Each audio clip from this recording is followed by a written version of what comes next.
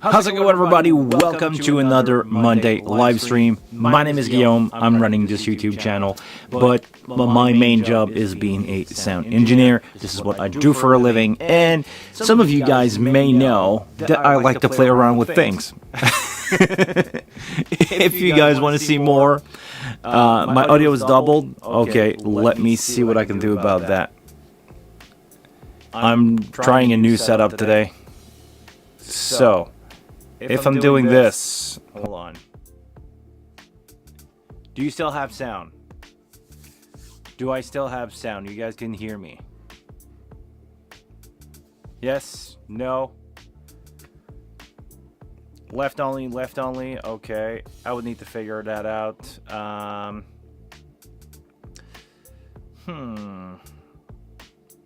Okay, let me try something else then. I'll go to my mono. Good call. It's just gonna be in the property of audio and OBS, but I'm really far away, so if I can, guys, give me 1 second. I'll be back. I'm just gonna fix that because today I want to have fun. I'll let you guys, while you guys check that out, I'll let you figure out what's wrong in the picture here. Give me 1 second.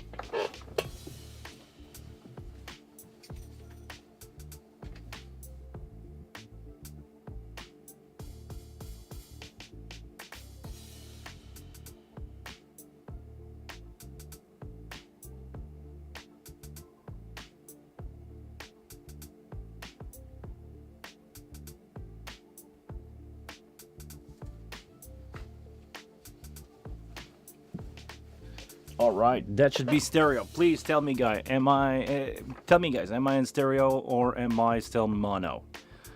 I just flipped the mono switch on my end.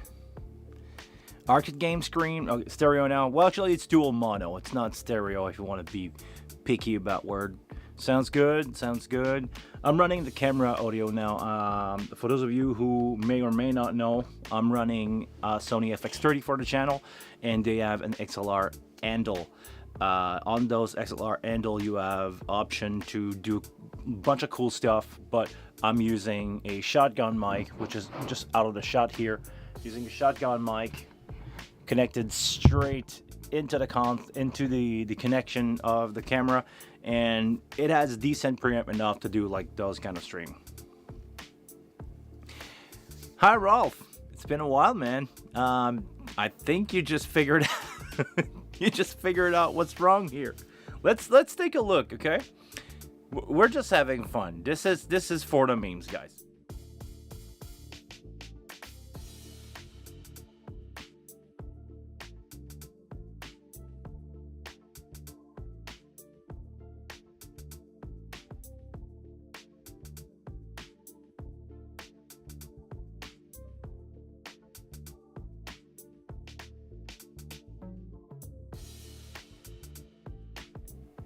Is the sound cutting when I'm changing the camera angle? Just let me know, please. But yes, this is definitely live. Please confirm to me, guys. Do we have sound? I was talking. I'm gonna do it again, just for fun.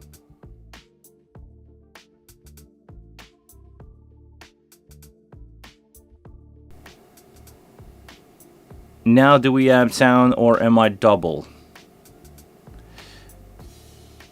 Okay, so if I'm opening this up, you guys can probably hear me, right? We have sound now. Okay, I'm gonna have another issue, but I'm gonna let you. Okay, no mic, no mic. Hold on. Let me figure out one thing.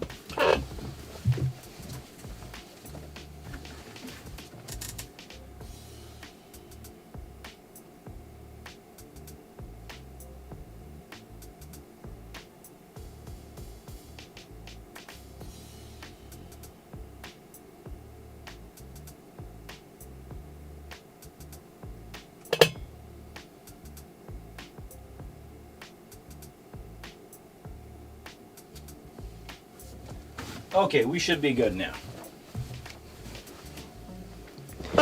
Now you should hear me, and if I change, Gaming on a mixer. This is actually what I'm doing today. We're just gonna check something together. Now you guys can hear me, right? Give me a thumbs up if you guys hear me. Want to make sure that this is working. Can you guys hear me? Can you guys hear me well? Is it mono? Is it stereo? Just confirm everything is good. And I'm gonna change scene again and gonna keep talking just to make sure that we have this going. All right. Can you give me a 2 in the chat if we have image number 2 still with sound? Anybody want to give me a number 2 in the chat? Just want to make sure that we have everything that we need here. Charlie got a 2. All right. So here we go, guys. Welcome to one of my favorite game of all time. I'm not a huge gamer, but I've been a Diablo 2 player for years. I played the original game for about 20 years, and now I'm playing Diablo 2 Remaster, which is a game that I enjoy a lot. Seriously though, I don't know where I'm going with this. This could be fun, okay? But I'm running this on the Pro 1. This is a Pro 1. There's no trick here. It's running on the Pro 1. But, of course, there's a trick. It's running on Pro 1 hardware. The screen width is the good. This game is about 25 years old now. So it was designed to run, with a screen that is a 4:3 standard. And I did some, my fair share of tests. The thing is, as of right now, even if I can use the mouse on the Pro 1 to do my stuff, there's a couple things that don't work. I cannot play the cinematic. I could not actually play the game. I can launch it. I can try to open that one, and it's just gonna go into a kind of a crash. The screen is not made to do this. It doesn't play because I believe I don't have DirectX something. Could be DirectX 11, could be something else, but the game do play. Now, if you give me a second here, I'm gonna bring my dongle in. I have a USB dongle that I'm gonna insert for my keyboard in here, and we can start to play around with a couple things.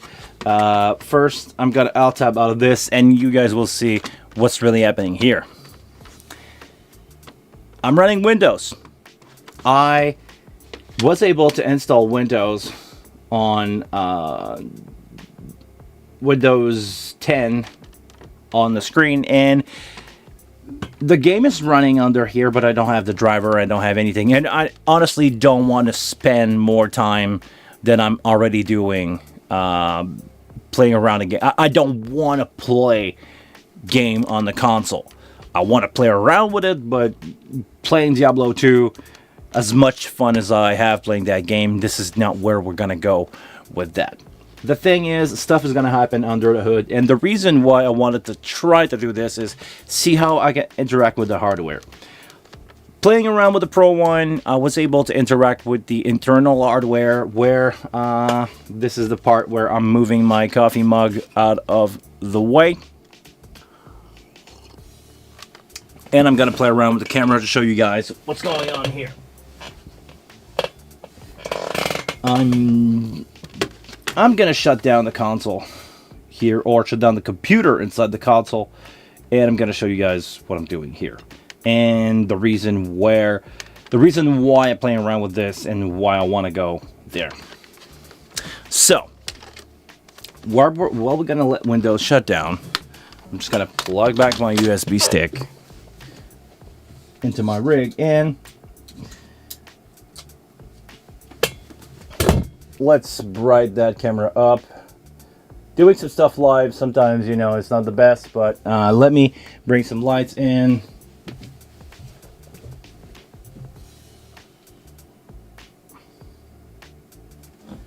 We try to have fun here. And I will zoom you guys out. There we go. Alright, so this wonderful thing here is a Midas Pro 1. This can definitely be brighter. There you go.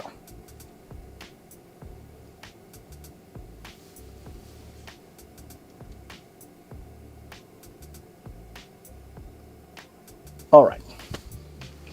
So this is the keyboard that I'm using. We're not gonna need that for now, because I want to show you guys a couple things. Here in this console, that I'm gonna move right there out of the way, we have a couple things. Let me open that up.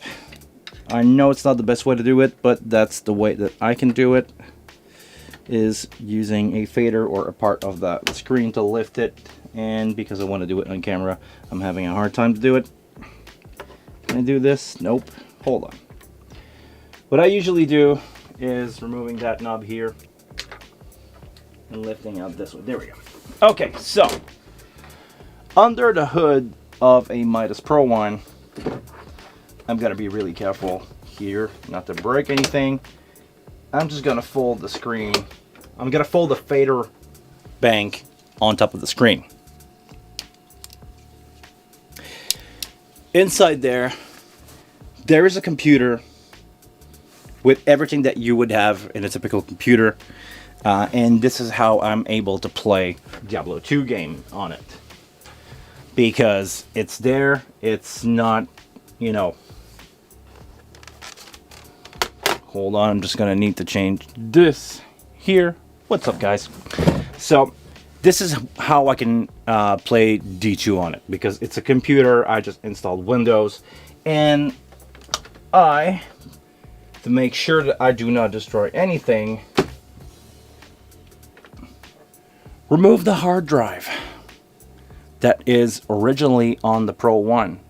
And this hard drive here is my safe way to bring back everything that I've did to the console. What I did, interesting, I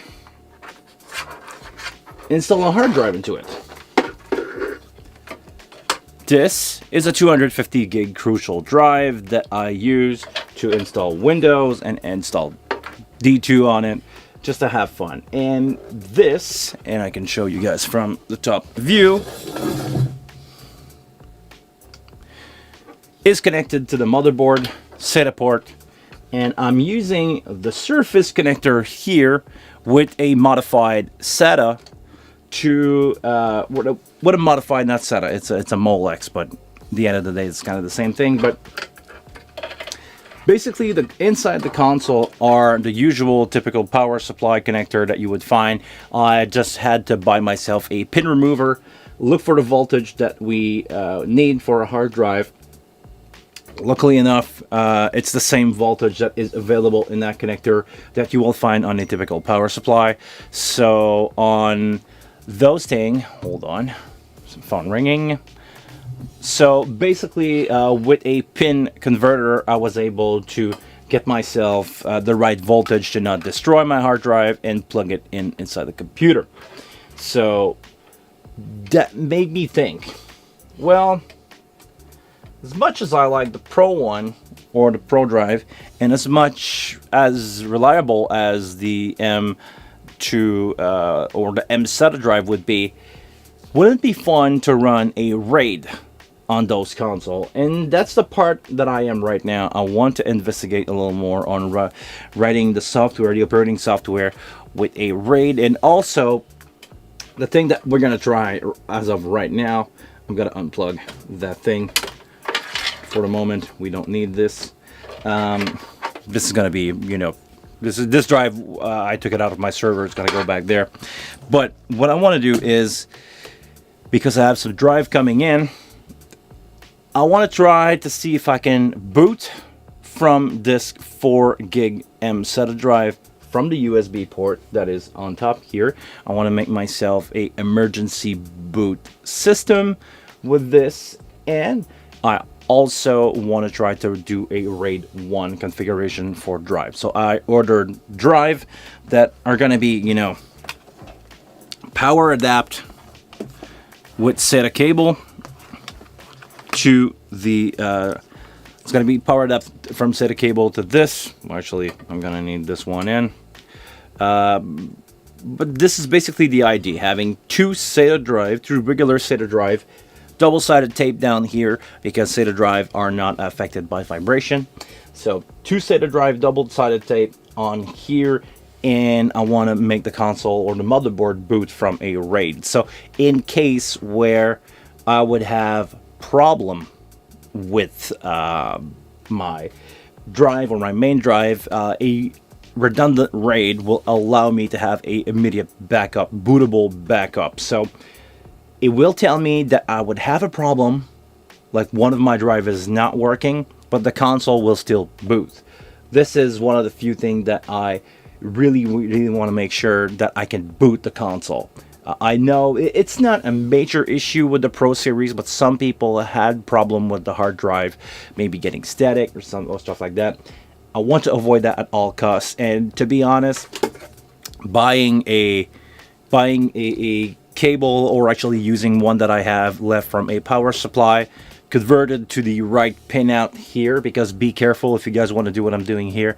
Every manufacturer has a different kind of pinout when it comes to this part, or the part that connected to the power supply. So if you have a set of cable laying around, do not just plug it straight in. Make sure to test your voltage before you're doing this. I can help you guys if you need help with this. And on the motherboard itself, I will be able to create a RAID 1 and boot from there. So basically, it doesn't cost enough to drive that are 20 bucks and a cable that, let's say, cost 5 bucks. If I'm under $50 of not starting a show, it's worth for me to invest into that $50. So that's the plan where I want to go with the Pro 1, especially today. Where I want to go is just, you know, try to boot that thing and see if I can boot it from USB, because it will be a third backup for me. I want to have two drive in there, and I want to have a USB stick with a carbon copy of this drive, which is a fully functional hard drive. I want to have a carbon copy of this that I can try to drop from the top here. So I'm gonna remove that cable, and we're gonna start to we're gonna start to play around, or close it back and play around and see if we can get the console booting from a USB drive, which I believe it will. Maybe I'll play around with some stuff in the BIOS that would stop me or would prevent me to do it right now, but I know if you guys ever had a problem booting your Pro 1, it's probably because you had a drive in there, because it's going to try to boot from the drive first if you didn't do anything to it. So let me plug that in. We got a green light. It's already promising. And I'm going to go around, try to boot that up.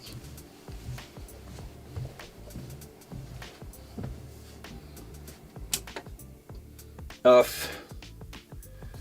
On, and let's see if the magic happened. While that is booting, how have you been, guys? It's been a while, man.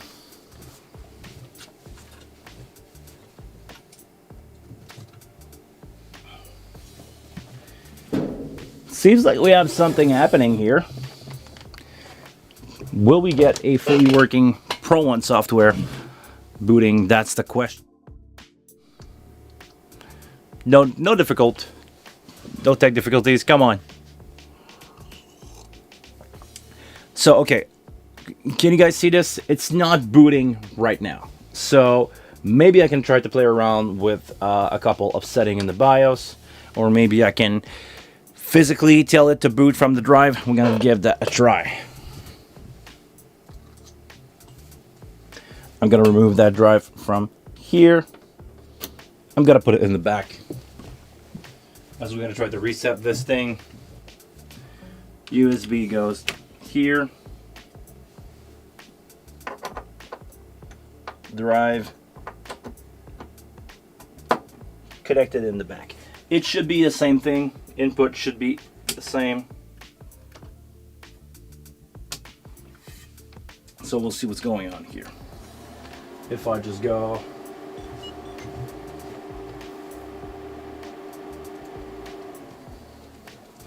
All right, so we are in the BIOS of the motherboard, which has nothing to do with the Midas stuff, by the way. This BIOS is the typical stuff that you can find on any board. So, custom boot's been disabled. Can I? Oh, I don't think I can boot from USB on that board. This is going to be interesting.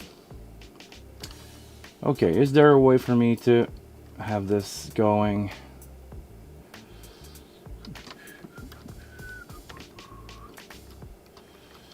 Let's see what we can find. USB config.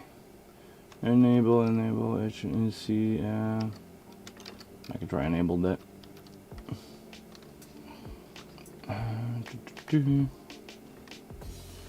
Let's see if I go save change and reset. Let's see what's going on. Now, let's talk about the Wing Compact. I'll set a picture. Well, the Wing Compact is it's a great console, I believe. Honestly, save, change, and exit. Hold on, doing two things at the same time. It doesn't want to boot at all. All right, so let me go restore user default. The Compact looked like the best version of the Wing that will be available, to be honest. 24 preamp, a Surface, a screen. That's gonna be the option where I want to go in the near future of owning a Wing. As much as I like the full one, it's too heavy for me to carry around by myself. So, yeah, nope, that's not gonna happen. Okay, so to be back on the USB thing, let's see if I go boot, disable boot. Because it doesn't see a hard drive, it basically wants to boot from a hard drive no matter what. So I would need to find a way to clone out and boot from a RAID 1 to have drive in the console. So booting from USB is not an option. But I think in the future, having it as RAID 1 should be the way to go. I'm just going to go reset user. All right, that's good. Careful with the mug. No, it's good, Patrick. The mug is right there. It's fully safe, right? This is the flat part of the console. It's good. Before I got married, before I had kid, I used to do that stuff all the time. Forget it. Time to take a shower. Yeah, this is why I'm really happy of being single and not having kids. As much as I like others people kid, I'm really good by myself, taking care of my own stuff. So just for fun, we're gonna try to go back to my drive just to play around with it. So the drive's gonna go back in. I'm gonna be careful with that mug because I don't want to break it. But for now, it's just going to be a hard drive.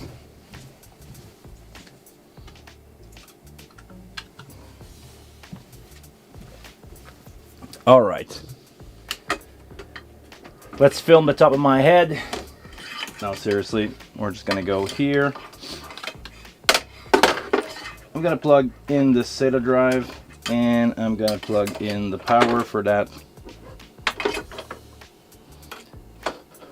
Power is going in this way. These are keyed, by the way, so you cannot just plug it at the wrong spot. And we're gonna have this here.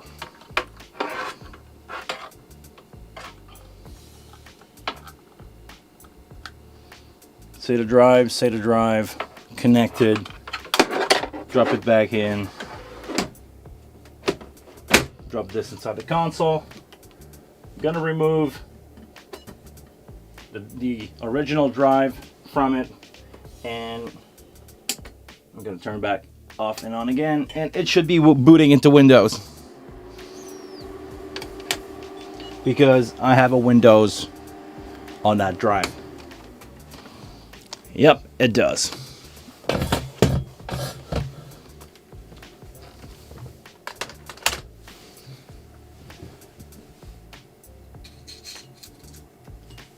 Let me take control of that camera setup again.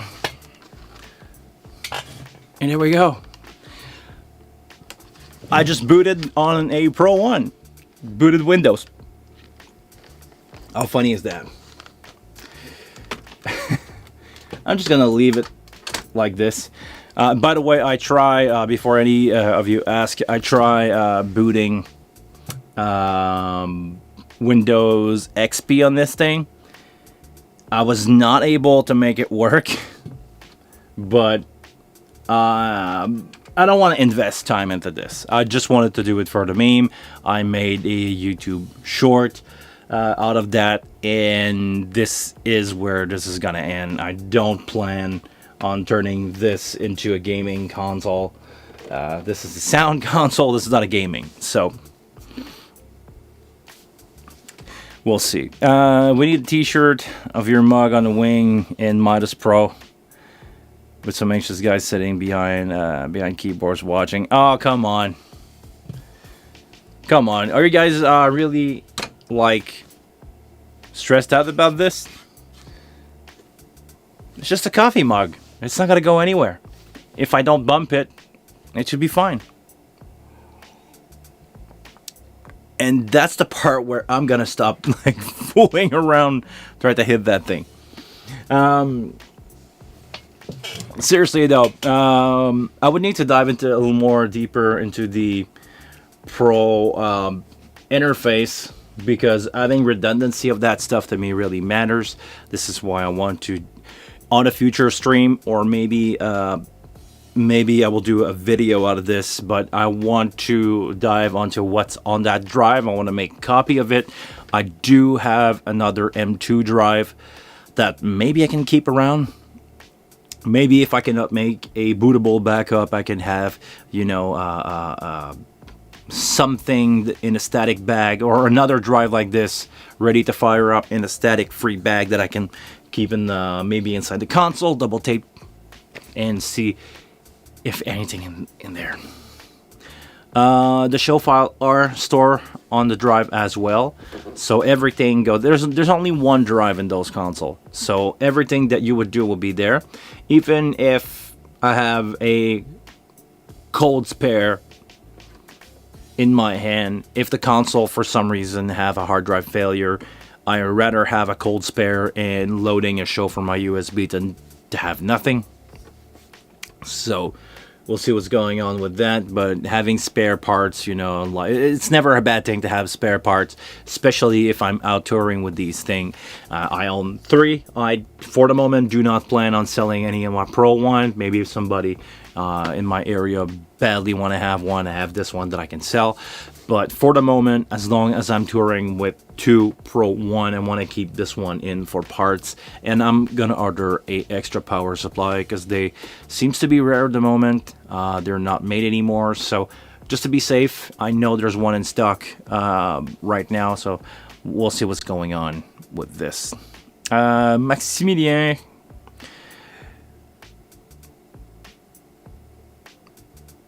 as-tu mis un tie wrap et viré l'élastique sur les faders? J'ai fait ça avec un fader sur la mienne.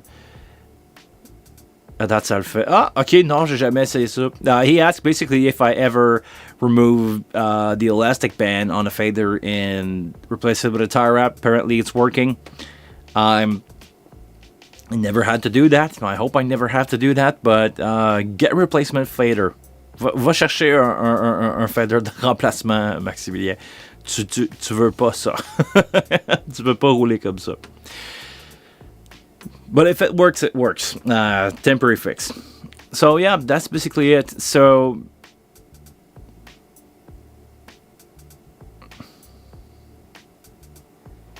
They don't fail. I don't know why they would fail. Honestly, I never had that happen, especially on the Pro fader, the one that you can find in every Midas. They don't tend to break that much.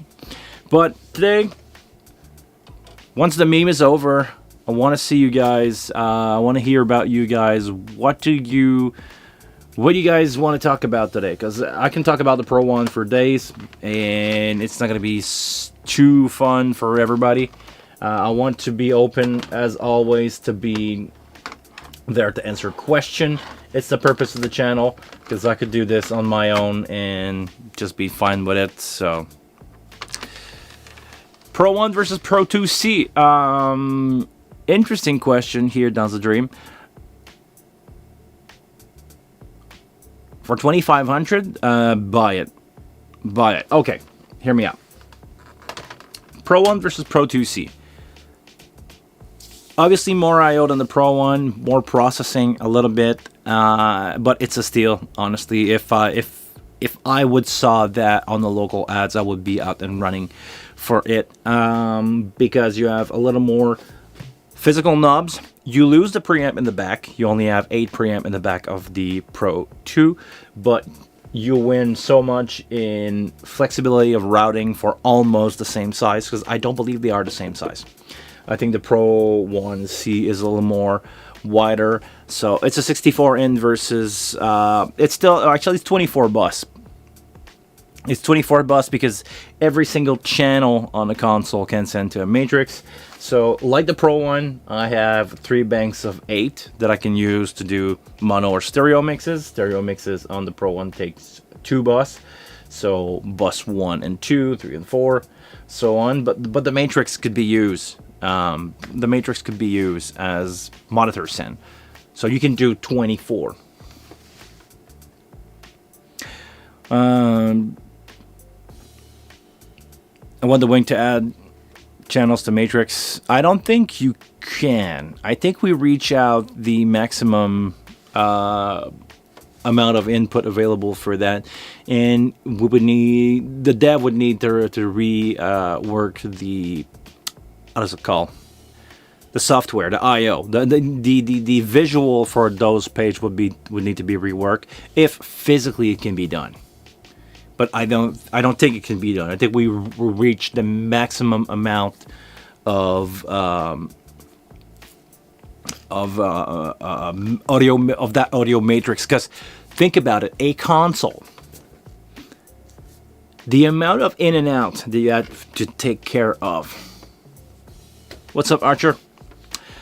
The amount of stuff that you need to take care of, and the amount of in and outs that you need, because for every single channel, it's not one channel going to main out. It's one channel going to anywhere at any given point in the chain. Meaning, let's talk about just one channel. You have your preamp, that's an input. You need to send that into the channel. After that, you need to have a tap point to send to the aux, just a preamp. After that, you need to have a tap point to go post low cut. After that, you need to have post gate, post EQ, post processing, post compressor, post first insert. Then you go pre all that stuff, and post first insert, post fader, and then you go to the main, and you have 4 main.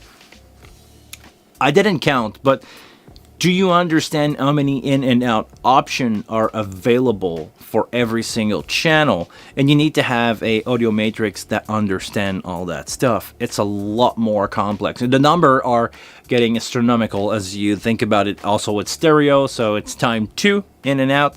And it's, man, the amount of available in and out that you have to think of when you play around with those things.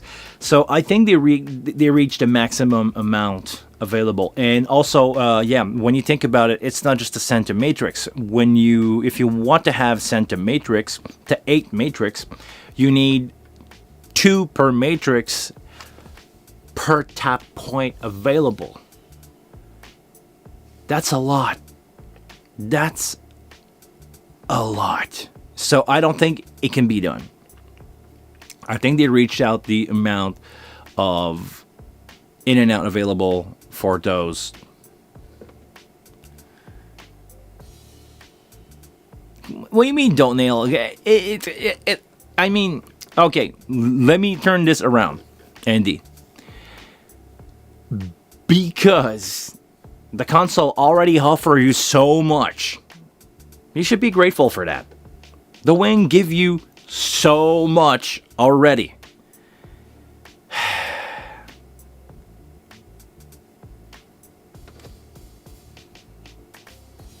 Okay, I thought you were talking about me complaining about the wing. I'm not complaining. I'm just saying that the wing offers so much already. If I'm if I try to be picky on that, oh come on.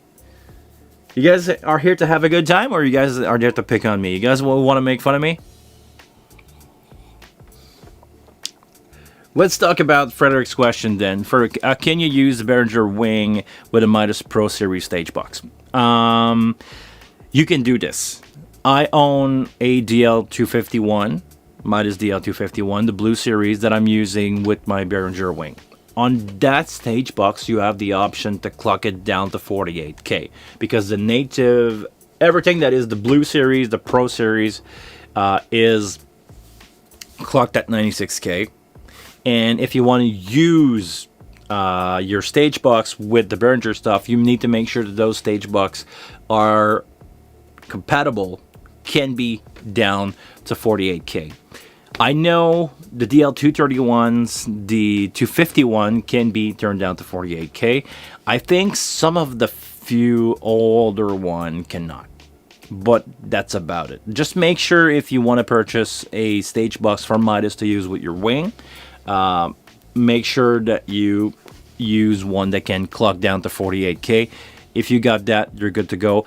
The only thing that I would need to also mention on this is those stage box cannot be daisy chained. So if you want to have a DL251, 151, 152, 153, 54, they cannot be daisy chained. So you need to run one cable per box, and you will be limited to use only 3 box with this. So just keep that in mind if you are going to do something about that.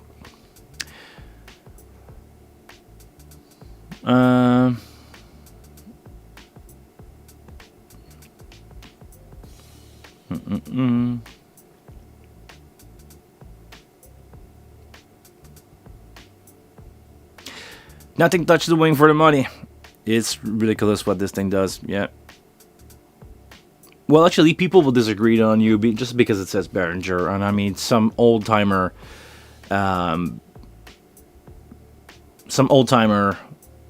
won't touch it because it says Behringer on it.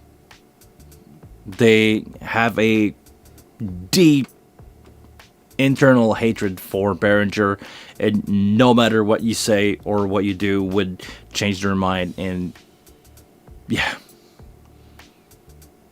it's never gonna happen just because it says Behringer on it. If it was another brand, say, oh, give that a try. If the wing was released under the Midas badge, it would be the best console for the price. It will be sold, as the best console for the price ever. Nothing could beat that thing, blah, blah, blah. And just because it's Behringer, nobody cares. Some people won't accept it. But I mean, if they want to be close-minded, I'm open to try everything. Like I said before, I don't like the SQ stuff. Not because I didn't try them. I mixed maybe 10, 12 show on these console, and they work fine. If you force me to work with it, sure, I can deliver a show, no problem. Would I spend my money on it? Would I go into that old architecture? Because you have to think about it. When you buy a brand, you also buy into the architecture. I like the Midas stuff. I like the DL251. I like the Behringer stuff. Those are all together brand that work with the same AS50 architecture. Nowadays we have Dente on the wing, but before that, pretty much everything was AS50. So I bought into a protocol. Same thing with the Sony stuff. I'm Running Sony camera, I'm having a good time with the Sony SD card, or actually Type A card to record 4K if I ever need. The lens, the stuff you buy in a architecture, like you're buying an Apple. When you go buy in Apple territory stuff, you want the whole family of things to work together. This is the same thing that we're doing with sound. Buying into the Allen and Eat world to me was not so appealing. It just cost more, and I prefer something else. It's like food. I mean, it's a matter of taste. Some people like McDonald's. I can't stand that. I mean, it's up to you at that point if you like that stuff or not.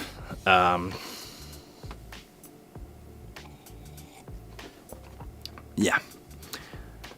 Hold on, Mackie fan. The 1604 clone haters. I never came across the Behringer 1604, but I did my fair share of show on Mackie 1604. Really good monitoring console, by the way. If you guys wanted to have an analog console to do your in-ear monitor, if you want to have mono in-ear monitor and don't want to play around with the digital stuff, or you want to set that up as a split for a musician, 1604 is a great choice. Compact, 16 channel, 4 Sen. Is it 4 or 6? I think it could be 6. So anyway, really, really good option. Archer, what streaming software would you recommend to use? We tried streaming with Pro Presenter. Looks awesome, but maybe, some pros and cons. I'm running OBS, and pretty much everybody around me running OBS because it's free, because you have a lot of plugin available for the community, from the community, should I say. A lot of people are working to do some plugins for that. There's a MIDI option I'm running. I used to run the MIDI option with the Wing, the MIDI plugin. I'm also running the advanced scene switcher, so when I start my show, I can just program the time that I wanted the show to start at. So I'm live every Monday at 1:30. So in my macros, I've built macros with the advanced scene switcher. Is just I set the time every Monday at 1:30. My OBS, if my OBS is on, it's gonna select the next stream it's gonna select the stream, it's gonna go live and run the intro. After that, it's gonna run, my name, it's gonna run the subscribe, it's gonna run the give a thumbs up, and it's gonna switch to my first scene, and my first scene is the one that you're watching right now. After that, I manually change. Now I'm using it with a keyboard. I manually change between the two, but it's all done inside of OBS because I'm running a software that I cannot control apparently. But I'm basically running OBS with a multiple input video card, or a capture card that has 4 inputs, so I can run all my cameras. And eventually, working on the Pro 1, I will have the screen output of that. So I will have 2 camera and a third view from the console, which will be a mirror of the screen. So eventually, that's how I'm gonna work. And this is a setup that I've built. I decided to go with OBS because, well, it's free. You cannot beat free. So, my opinion, OBS is working good for me. Some people, because it's free, some professional only swear by vMix, some professional only swear by Pro Presenter. OBS been doing fine for me. It has all the features that I need, and I'm doing everything that I need with it. Actually, I'm even using OBS as a video switcher for when I'm doing events. I'm running a separate OBS on a computer, and I have all my input, and what I show on the screen or on a big LED screen is coming from OBS, and I just manage my input with that one. And I can do picture-in-picture, you can do lower third, you can do all that stuff inside of OBS.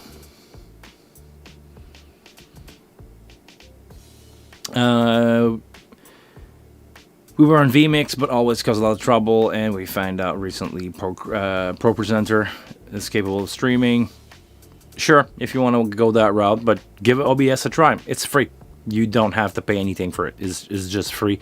And since the pandemic, because a lot of people start to stream, a lot of people were getting involved into this, and the software developed a lot. Now it's stable. They could charge money for that thing, like Reaper.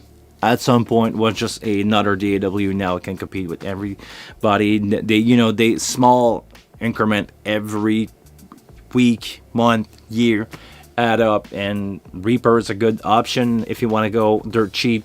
OBS is a really good option if you want to go dirt cheap. Those will be my opinion.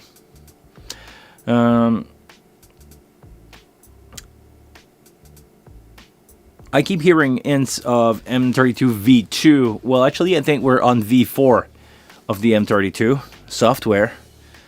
A lot of people want to have more like an M64. A lot of people complaining about that, but I think that's the wing as of right now.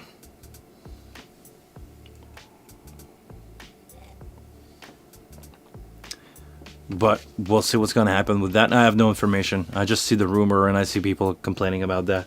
I also see a lot of people complaining about the 96K thing on the M32. They promised at some point that they would make it 96K.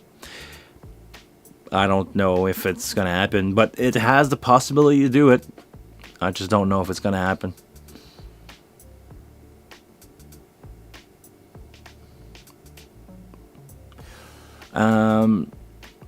Our streaming crew said OBS isn't as much functional as vMix.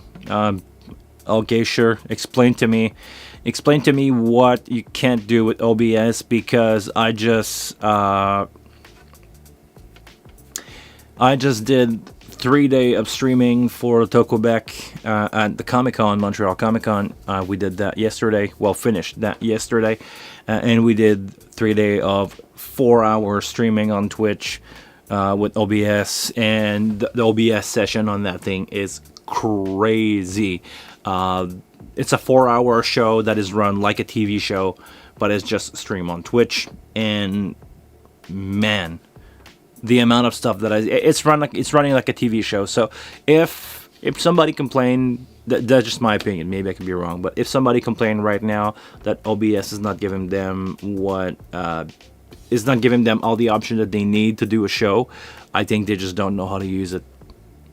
Maybe there's a better way. Maybe it's like, Mac versus PC. Which one is better?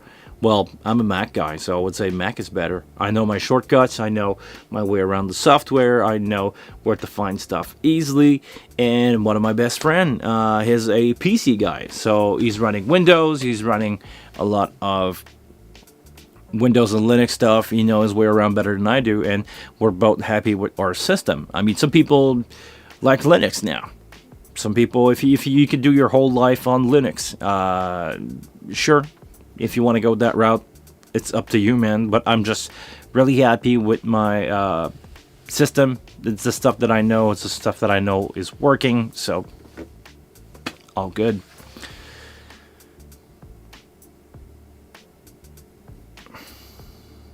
There will be others saying this 96.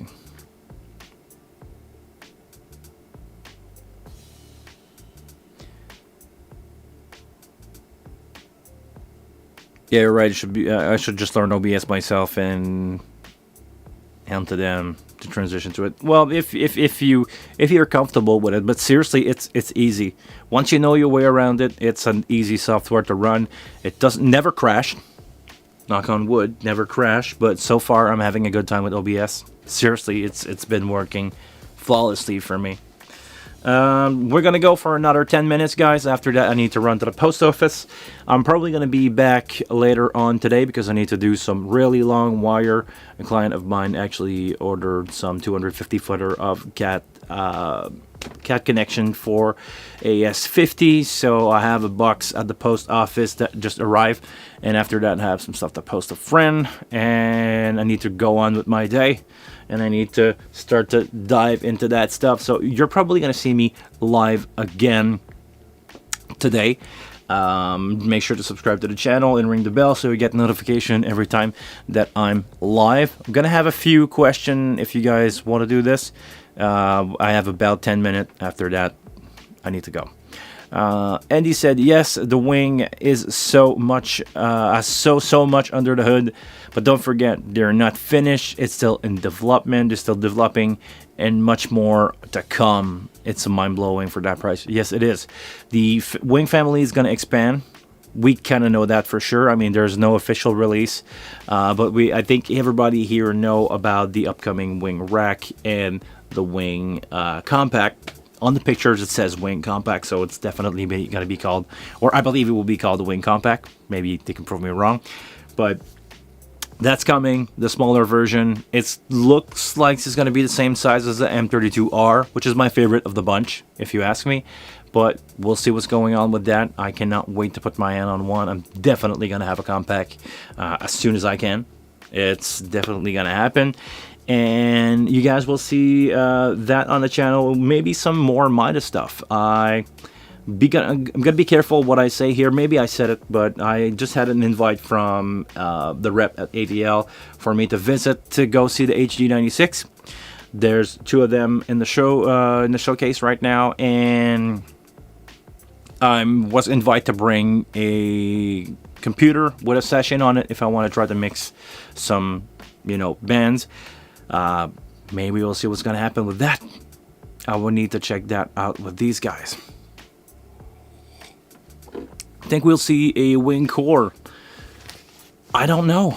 The core stuff has not been really popular from the Behringer side. This is why the X32 core was discontinued a few years ago. Now it's only the M32 core. M32C, it's not the M32 core, it's the M32C. I don't know. I would see a use for it. I would see maybe some other option. I mean, if I have to predict something, I think we'll see more stuff like the Wing Air, maybe in the future. I don't know about that. But I'm hoping more for that than the core, because as much as I love the core, I need the in and out. So wing fader bank, yeah, maybe they're gonna try to go in the same structure that the 96 is. I don't know, but I would love to have just a big, like that big of a screen, like is it 21 inch or 27 inch on the Air? I would love to see that, and because everything on the wing can be done with a screen, right? So if you could have a smaller version, well, it's going to be a compact, so I don't know. I don't know, man. I have no information about that. I wish. By the way, found out the wing number, the parts number for the wing touchscreen. Okay, good. Let us know in the comment if you have information about that. By the way, make sure if you have any problem with your touchscreen to reach out to the Music Tribe crew. They will pretty much take care of you if you have any problem with that. From what I see on Facebook, everybody that complain, even if they are out of warranty, I believe they take care of your screen. Don't quote me on that, but if you have a problem with your touchscreen, please contact Music Tribe. Don't yell for no reason on Facebook. Contact Music Tribe. And I think a lot of people are getting their stuff sorted out, so make sure to check that out.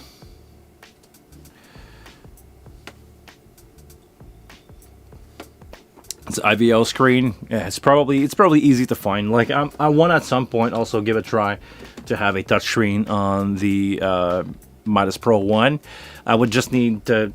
Well, actually, it's open. I just need to look at the part number and see if there's one that is the same size and maybe not fitting right away. Maybe not a direct replacement, but I need to figure out if there's a way to have that monitor to be replaced with a touch one, because I've tried a touchscreen on the Pro 1 Oh, they're on eBay, so okay, you have that. Make sure, actually, Jonathan, make sure to come back in maybe an hour and post it in the description of the video, please. Or post it on my hardware video, my hardware test video, please. Thank you very much. If you're that good, hit me up on Facebook. Maybe we can look for a touchscreen version of this, because I believe during the same area that these were released, you had the option to get a laptop with a touchscreen, and I don't mind playing around with it just to make sure that this could be working, because like I said, I tried out a touchscreen. It was working, but because the resolution was not good on my 16:9 screen, the touch was off. But if I were to get a good resolution native screen, I believe it would just work. It would be fun to have a touch option on the Pro 1, and I don't mind playing around with mine, and I don't mind playing around with mine on the internet, because those are legacy console. They're not going to sell anymore. Actually, you cannot buy those anymore.